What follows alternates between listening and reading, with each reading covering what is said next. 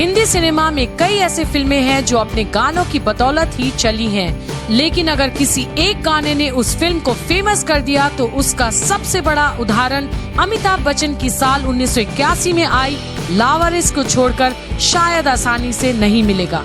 लावारिस की याद आते ही सभी के जहन में वह फेमस गाना आ जाता है, मेरे अंगने में तुम्हारा क्या काम है। ये वो दौर था जब अमिताभ बच्चन पर आंख बंद कर पैसा लगाया जा रहा था।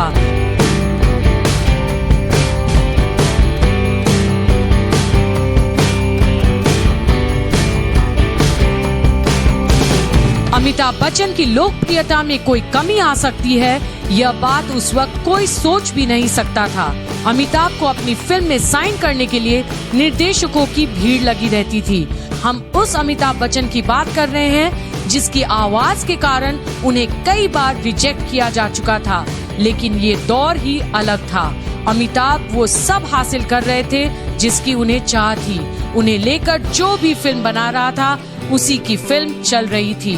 लावारिस के साथ भी कुछ ऐसा ही था। लावारिस न चले इस पर संदेह की गुंजाइश तो थी ही नहीं।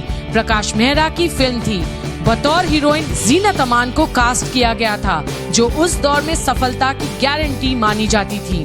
साथ ही अमजद खान भी थे, यानी सब कुछ सोने पर सुहागा। लेकिन इन सब के बावजूद अगर मेरे अंगने में गाना फिल्म में न होता तो शायद ये फिल्म उतनी हिट नहीं होती। इसके बाद अमिताभ को जिस तरह की आलोचना झेलनी पड़ी, ये बयां कर पाना मुश्किल।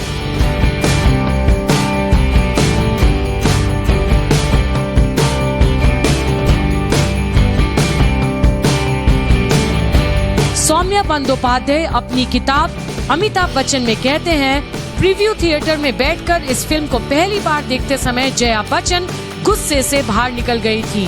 उन्हें ये गीत और उसके साथ के सीन बहुत अश्लील लगे थे, लेकिन ये वही गाना था जिसे अमिताभ 5 साल की उम्र से सुनते चले आ रहे थे।